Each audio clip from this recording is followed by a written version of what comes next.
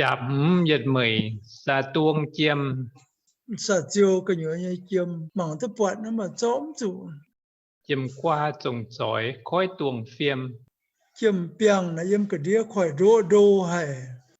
chiêm qua trồng chói khói tuồng đĩa chiêm piang hay cái đĩa tầm đô tới mùi cháy ấy dễ suy chiêm trái là con tổ mùi là con gì à